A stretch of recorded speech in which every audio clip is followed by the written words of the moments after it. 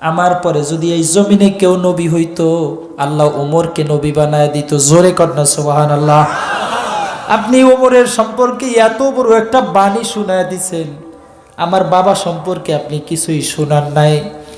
পয়গম্বরও কান্না শুরু করে দিলেন আর বললেন, আসমা শোনো, তোমার বাবা আবু বকর শুধু হিজরতের রাতে যেই পরিমাণ ন্যাক অর্জন করেছে, এই এক রাত্রের ন্যাক যদি পাল্লায় দেওয়া হয়, তামাম উম্মতের ন্যাক কিয়ামত পর্যন্ত যা করবে তা যদি আর একটা পাল্লায় উঠায় দেওয়া হয়, তোমার বাবা আবু বকরের পাল্লাটা ভারী হয়ে যাবে। ন্যাক আমল। ইমামে আজম আবু হানিফা রাহমাতুল্লাহ আলাইহি তার জীবনীতে পড়লাম, একদিন ফজরের নামাজে তিনি ঘুমাইছিলেন, আজান হয়ে গেছে, উঠতে দেরি হয়ে গেছে। ফজরের জামাত পেয়েছেন, তাকবীরে উলা পান নাই। হাটিস তাকবীরে উলা, তাকবীরে উলাটা কি? ইমাম সাহেব আল্লাহু আকবার বলে হাত বাঁধলে তার সঙ্গে সঙ্গে হাত বাঁধাকে মাসআলা অনুযায়ী হাদিসের ভাষায় তাকে তাকবীর উলা বলা হয়। আর তাকবীরাতুল উলা খায়রুম মিনাদ দুনিয়া ওয়া মা ফিহা।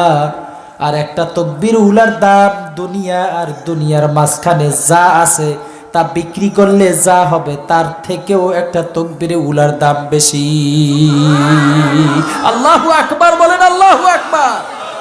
শুধু আল্লাহু আকবার বলে হাত বাঁধবেন, তাতে দুনিয়া আর দুনিয়ার মাঝখানে যা আছে তা বিক্রি করলে যা হবে তার থেকেও মূল্যবান একটা তাকবীর উলার দাম। সুবহানাল্লাহ, সুবহানাল্লাহ। তাকবীর উলা পান নাই ইমামে আজম আবু হানিফা রাহমাতুল্লাহি আলাইহি। তাকবীর উলা না পেয়ে নামাজের পরে কান্না শুরু করলেন। এক সপ্তাহ পর্যন্ত খানা দানা বন্ধ, বাড়ি যাওয়া বন্ধ, বাসায় যাওয়া বন্ধ, শুধু মসজিদে নামাজ আর কান্না, নামাজ আর কান্না। আল্লাহ খুশি হয়ে 40টা তাকবীর উলার সওয়াব ইমামে আজম আবু হানিফাকে দিয়া দিয়েছেন। সুবহানাল্লাহ। কেমন নেক আমল, কেমন নেক আমল। আরেকদিন ঘুমাইছিলেন, শয়তান এসে জাগানো শুরু করলে, ইমামে আজম উঠুন, নামাজের সময় হয়ে গেছে। আজান হয় নাই এখনো, নামাজের সময় হয়ে গেছে। সুবহানাল্লাহ কইবেন না? কেটা জাগাইতেছে? শয়তান। শয়তানের কাম এটা। ইমামে আজম ঘুম থেকে উঠে গেছে, জিজ্ঞেস করে, কিরে তুই কে? বলে, আমি শয়তান। কেন আসছো? বলে, আপনাকে জাগাইবার জন্য আসছি। বলি, এইটা তো তোর কাজ না, তোর কাজ তো ঘুম পড়ায় রাখা, এটা তোর কাজ, তুই কেন আমারে জাগাইতে আসছো? শয়তান বলে, ইমামে আজম আবু হানিফা আর একদিন ঘুম পড়ায় রেখে আমার বড় লস হয়ে গেছে। সুবহানাল্লাহ কোন? আর একদিন লস হয়ে গেছিল, আর একদিন ঘুম পড়ায় রাখছিলাম, জামাত পেয়েছেন, তাকবীরে উলা পান নাই। এক তাকবীরে উলার জন্য এক সপ্তাহ পর্যন্ত মসজিদ থেকে বের হন নাই। শুধু তাকবীরে উলার জন্য কেঁদেছেন আর জামাতে নামাজ পড়ছেন আর কেঁদেছেন। আল্লাহ খুশি হয়ে 40টা তাকবীর উলার সওয়াব দিয়েছিল। সেই দিন যদি আমি ঘুম পড়ায় না রাখতাম, আপনি একটা তাকবীর উলা পাইতেন, একটা তাকবীর উলার সওয়াব পাইতেন। 39টা তাকবীর উলা আমার লস হয়ে গেছে।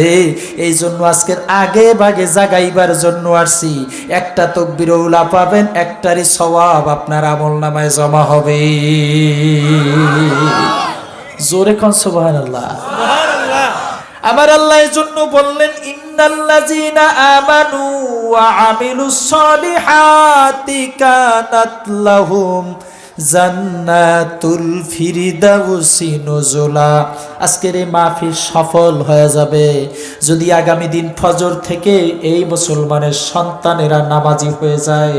আজকের এই মাহফিল সার্থক হয়ে যাবে আগামী দিন থেকে যদি মুসলমানের সন্তানেরা ইসলাম মেনে চলে। এই মাহফিল সফল এবং কিয়ামতের ময়দানে নাজাতের ফয়সালা হয়ে যাবে যদি আগামী দিন থেকে আমার মা বোনেরা পর্দা, ইসলামের পর্দার বিধান মানিয়া রাস্তাঘাটে চলে। ঠিক কিনা? আল্লাহ আপনি আমাদেরকে তৌফিক দান করেন। আরো জোরে কন্যা আমি আমিন। লম্বা সূরা কথা বলবো না বন্ধুরে, আগেই বলেছি লম্বা সূরা কথা হবে না, অল্প কথার মধ্য দিয়ে বিদায় নেব। দোয়া করব, আমিও দোয়া চাইব। হাদিসে বুখারীর মধ্যে আসছে, হাদিসে বুখারীর মধ্যে এই হাদিসখানা তাফসীরে খাজেনের মধ্যে আলাউদ্দিন আলী ইবনে মুহাম্মদ রাহিমাহুল্লাহ বয়ান করেছেন।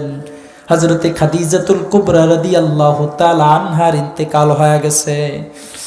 খাদিজাতুল কুবরা রাদিয়াল্লাহু তাআলা আনহার গোসল কাফন পরানো, জানাজার ময়দানে উপস্থিত, জানাজা দিয়া আল্লাহর নবী নিজ হাতে কবরের মধ্যে দাফন করে দিয়েছেন। জোরে কোন সুবহানাল্লাহ। আল্লাহর নবী নিজ হাতে। আমগো এই সময়ের মতো এসএস দিয়া মুদ্দার খাট বানানোর ওই যুগ ছিল না, যে কারণে হাতে হাতে কবরে দাফন করতেন। কিন্তু আবার সমাজের একটা মাসালা আছে, বলবো কমো। আমার সমাজের স্ত্রী মারা গেলে স্বামী দেখতেও পারবে না, জানাজার খাটও ধরতে পারবে না, কবরেও নামতে পারবে না। এইটা মনে হয় আপনাদের এলাকায় নাই, আসেনি? আমগো বরিশালে আছে। স্বামী স্ত্রীরও দেখতেও পারবে না, খাটও ধরতে পারবে না, কবরেও নামতে পারবে না। এইটা মহা অন্যায়। আচ্ছা বলেন তো, আমি শাহাদাত নুরি আজকের এই মুহূর্তে এখানে মারা গেছি, আমার উপরে কি ফজরের নামাজ ফরজ? কথা কন, ভালো করে বুঝছেন। সারা জীবন তো বয়ান শুনলেন, আজকে না হয় বয়ান না করলাম, কিছু কথা শুনলেন। আমার উপরে ফজরের নামাজ ফরজ। কারণ কি? আমি তো মরে গেছি। মরে গেলে তার উপরে শরীয়তের কোনো আইন কানুন প্রয়োগ হয়? কথা বলেন না কেন? কেমন আশ্চর্য! অন্ধের হাতি দেখার মতো হয়ে গেছে ইসলামটা আজকে। অন্ধের হাতি দেখা, অন্ধের হাতি দেখার গল্প জানেন না? 4 জন গেছিল হাতি দেখতে, অন্ধ 4টা। একজনে পাও ধরছে হাতির, হে আয়া কইতেছে হাতি তো খাবার মতো। আর একজনে পেট ধরছে, হ্যাঁ কইছে হাতি ঘরের মতো। আর একজনে সুর ধরছে, হ্যাঁ কইছে হাতি রশির মতো। আর একজনে কান ধরছে, হ্যাঁ কইছে হাতি বড় এক ঢালের মতো। এই 4 জনে মিলা ঝগড়া করতেছে।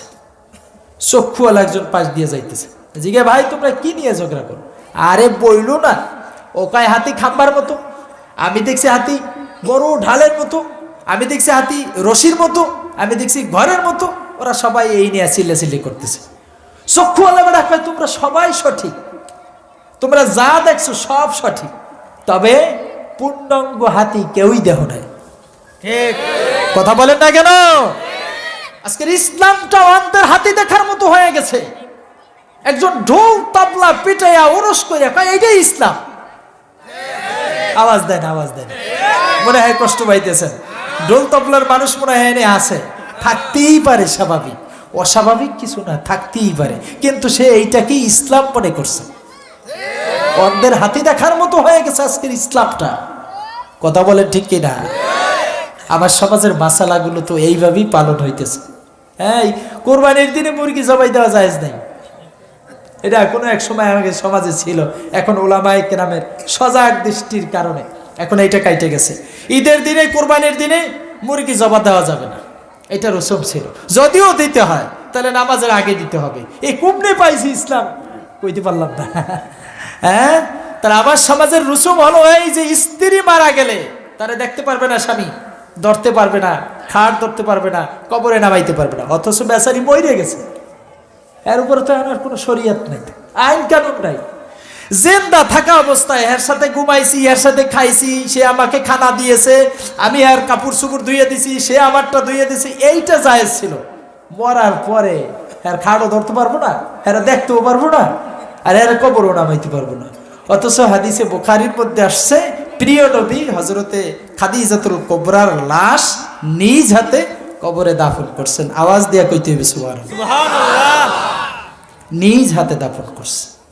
আমি ওদিকে যাব না, মাসালা বলার জন্য মূলত আসি নাই, আমি বুঝাইবার জন্য চেষ্টা করছি। ভালো কাজ যদি করে যেতে পারি, আমার আল্লাহ বলেন তোমার জন্য জান্নাতুল ফেরদাউস রেডি আমি আল্লাহ কইরা রাখছি। সুবহানাল্লাহ। কি কাজ? কথা কন, কি কাজ?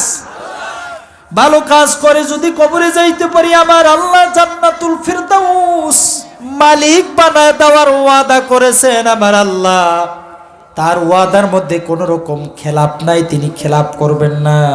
ইন্নাল্লাহা লা ইউখলিফুল মিয়াদ, অবশ্যই আমার দেওয়ার ওয়াদা মিস হবে না। সুবহানাল্লাহ বলবেন। আল্লাহর নবী হাদিসে বুখারীর বর্ণনা তাফসীরে খাজানী আলাউদ্দিন আলী ইবনে মুহাম্মদ রাহিমাহুল্লাহ বর্ণনা করেন, আল্লাহর নবী খাদিজাকে দাফন করে কবরের কিনারায় দাঁড়ায় কান্না শুরু করে দিয়েছেন। হযরতে আবু বকর পিছন দিক থেকে যায় জামা টাইনা ধরে কয়, আল্লাহর নবী আপনি যদি কবরের কিনারায় এইভাবে বলে কান্না করেন, আপনার সাহাবীরা অস্থির হয়ে যাবে, আপনার পরবর্তীতে আপনার উম্মতেরা বেদাত চালু করে ফেলবে, কবরের কিনারায় এইভাবে দাঁড়ায় কান্না করবে, আপনি কাঁদবেন না। আল্লাহর নবী কোনো জবাব নাই, নির্বাক শুধুই কান্না করে বেড়াচ্ছেন। নবীর কান্না দেখে সাহাবায়ে কেরাম গড়াগড়ি করে কাঁদতেছেন। আওয়াজ এত উঁচু হয়ে গেছিল, তাফসীরে লেখে রাখালেরা পর্যন্ত বকরি চড়াইতো, ওই রাখালেরা পর্যন্ত এসে উপস্থিত হইয়া তারাও কান্না শুরু করে দিছে। জোরে কন্যা সুবহানাল্লাহ। অমুসলিম রাখালেরা পর্যন্ত সাহাবায়ে কেরামের কান্না দেখে তারা কান্না শুরু করে দিছে। আবু বকর সহ্য করতে পারে নাই। আবু বকর আবার গিয়ে নবীর জামা টেনে ধরে বলে, ওগো নবী আপনি কান্না থামা দেন। সাহাবীদের অবস্থা বড় নাজুক হয়ে গেছে, খুব খারাপ অবস্থা হয়ে গেছে। মাটির মধ্যে বালুর মধ্যে গড়াগড়ি খাইতেছে, ধুলা বালু জড়ায় গেছে। আল্লাহ নবী আপনি আর কাঁদবেন না। আবু বকরের জড়ায় ধরে